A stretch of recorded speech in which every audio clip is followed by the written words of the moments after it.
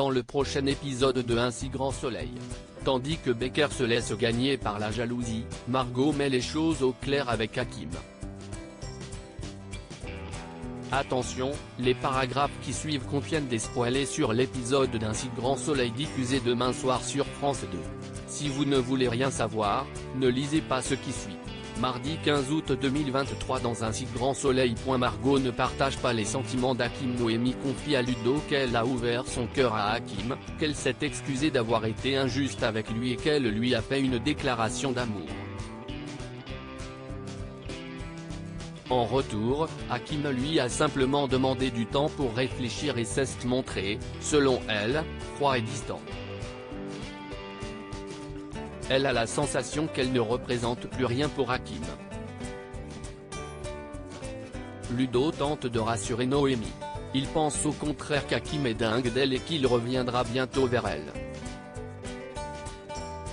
Au commissariat, Élise questionne Hakim sur l'état de sa relation avec Noémie.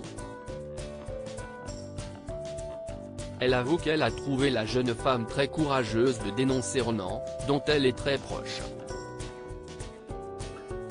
Mais Hakim estime surtout que toute cette histoire est compliquée et qu'ils n'arrivent plus à s'entendre. Il semble en être arrivé à la conclusion que Noémie et lui sont trop différents l'un de l'autre. Sa conversation avec Élise est interrompue par un appel de Margot. La jeune femme lui propose de se voir après le travail. Hakim accepte. Claudine annonce à Elisabeth Bastide et François Lemire qu'étant donné que le responsable de l'incendie a été arrêté, le parquet a ordonné la levée des scellés sur le chantier. Les travaux vont donc pouvoir reprendre dès la semaine suivante. Une nouvelle qui ravit ses clients. Lemire décide tout de même de demander à Milo Pelletier de renforcer la sécurité du chantier, tandis qu'Elisabeth cherche à savoir si Louis a été totalement innocenté dans cette histoire. Ce que Claudine lui confirme sans attendre. De retour chez Elle Cosmétiques, Elisabeth passe voir Léonore dans son bureau et lui fait savoir qu'elle est soulagée d'apprendre que Louis est enfin mis hors de cause. Elle ajoute qu'elle n'a jamais pensé que Louis était coupable. Léonore ne répond pas mais sait pertinemment que si est qu'il faut. Mal à l'aise, Elisabeth ajoute que, dans une équipe, on se soutient et on regarde toujours vers l'avant. Léonore sourit ironiquement. Chez Kira, la bande d'ados profite de la piscine. Mais Louis se tient à l'écart et n'a pas la tête à s'amuser. Il explique à ses amis qu'il ne comprend pas pourquoi Ronan a mis le feu au chantier, et encore moins comment il a pu le laisser se faire accuser à sa place. Kira conseille à son petit ami d'aller poser directement la question à Ronan lors d'un parloir.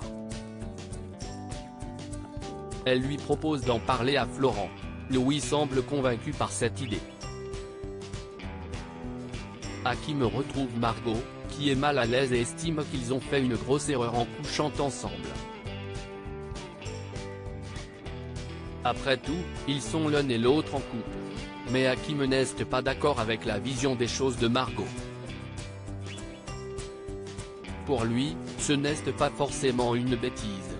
Il avoue qu'il n'arrête pas de penser à la nuit qu'ils ont passée ensemble.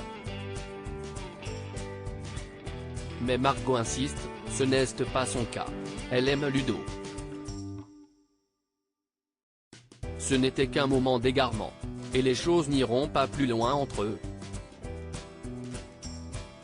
Hakim, blessé, accuse le coup. Plus tard, Ludo rejoint Margot au restaurant. Il est ravi de pouvoir passer cette soirée avec elle en tête-à-tête, et Margot lui fait jurer de ne parler ni du cabinet, ni de l'association, ni de Noémie.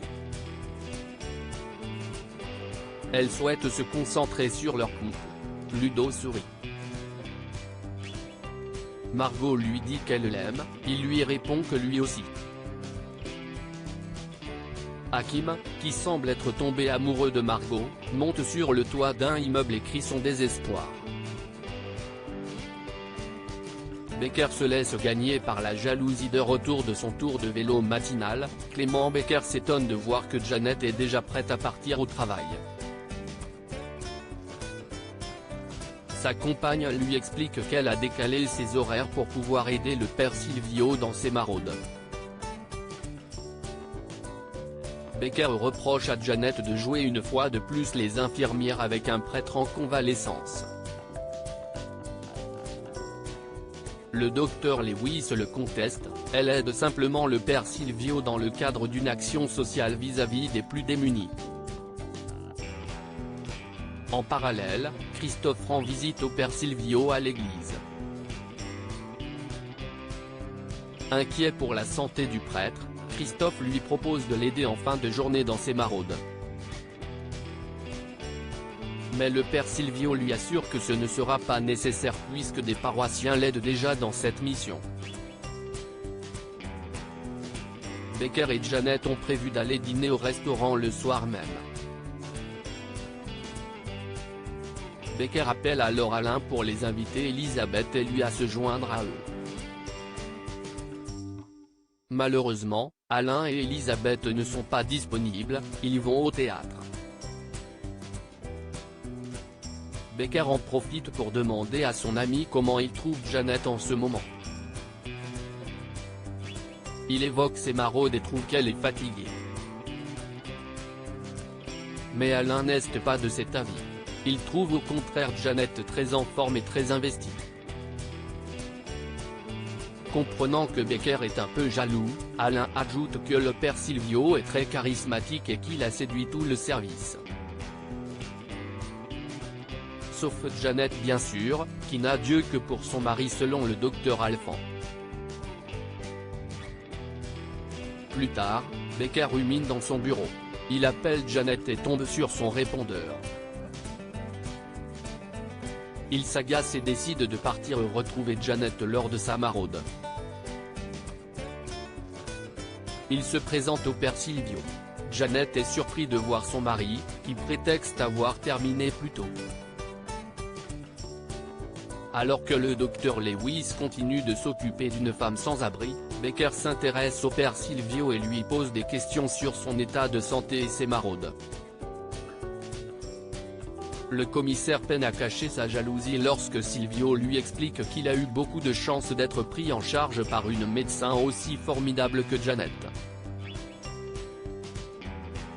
Une fois seule avec son mari, Janet s'amuse de sa jalousie et de son comportement vis-à-vis du prêtre. Becker se défend totalement d'être jaloux. Quoi qu'il en soit, Janet le rassure, si est lui qu'elle aime, et personne d'autre.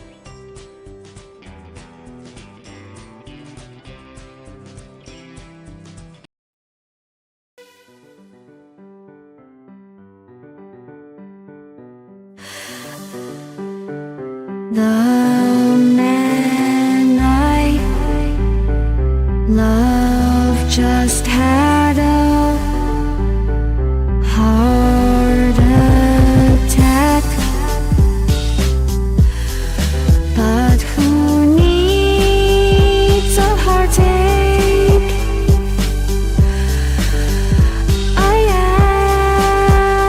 am a man, she is a